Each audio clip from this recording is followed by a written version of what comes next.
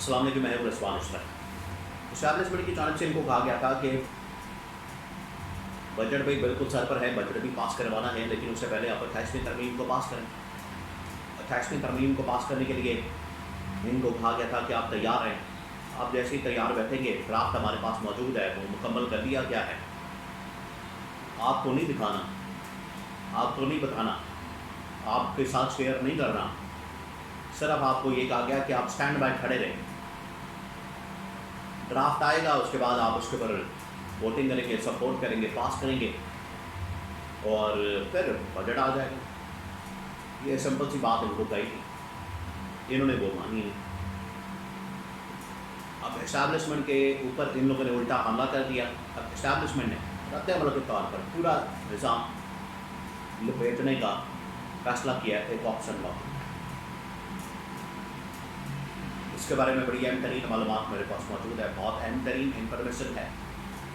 موجودہ نظام جو کہ ہائبرڈ نظام ہے، جعلی نظام ہے، فارم 47 کا نظام ہے، جعلی ووٹ کے ساتھ، چھوڑی مینڈیٹ کے ساتھ بنا ہوا نظام ہے، یہ ایک دن لپیٹا جانا تھا اور وہ دن آ گیا۔ اب نیشنل گورنمنٹ یا انٹرم گورنمنٹ کی آپشن آ گئی ہے اور باقاعدہ اس کے اوپر ڈسکشن اسٹارٹ ہو گئی۔ کیونکہ انہیں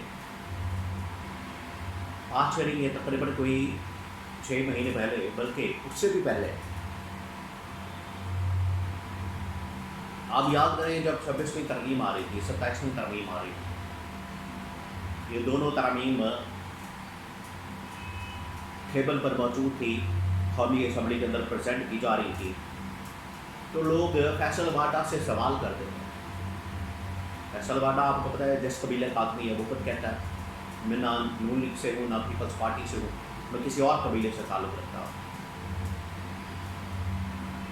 تو فیصل واڈا نے جب پوچھا جاتا فیصل واڈا سے کہ 26ویں ترمیم آ رہی ہے، اس کے اندر کیا ہے،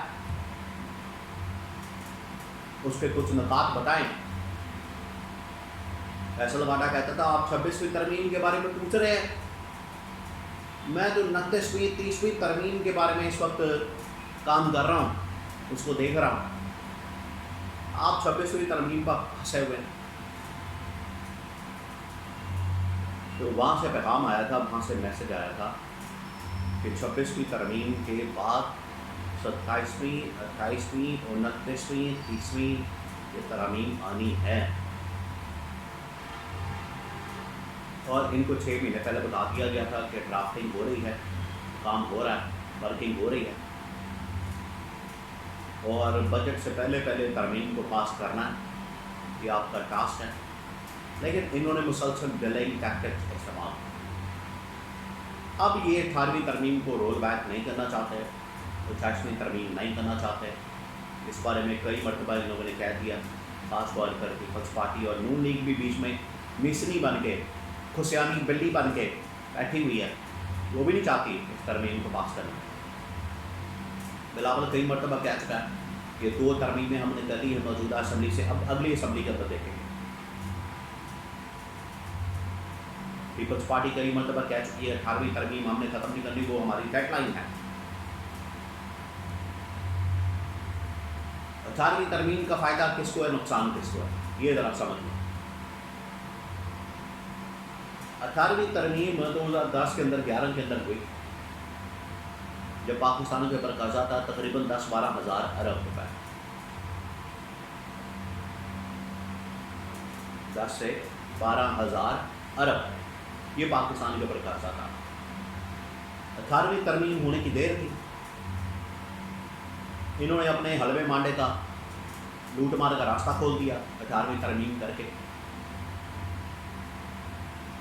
اور آج ملک کے اوپر قرضہ، پاکستان کے اوپر قرضہ 2011 کے اندر کتنا تھا، 10 سے 12 ہزار ارب۔ آج ملک کے اوپر قرضہ 18ویں ترمیم کی وجہ سے 98 ہزار ارب روپے پہنچ گئے ان 15 سالوں میں۔ یہاں سے آپ اندازہ کر سکتے ہیں اس کا فائدہ کس کو ہے، نقصان کس کو ہے۔ یہ کیوں نہیں ختم کرنا چاہ رہے، ان کا حلوہ مانڈا ختم ہو جائے گا، لوٹ مار ختم ہو جائے گی۔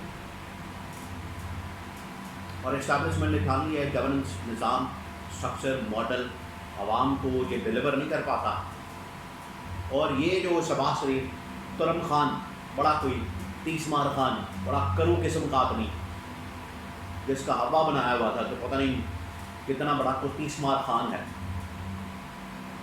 اور افلاطون ہے، اور یہ بڑی کوئی بہت بڑی کوئی ٹوپ چیز ہے، اس کا بھی پول کھول گئے. نہ اس کو سیاست آتی ہے، نہ اس کو حکومت چلانی آتی ہے، نہ اس کو اکنامکس کا پتہ ہے،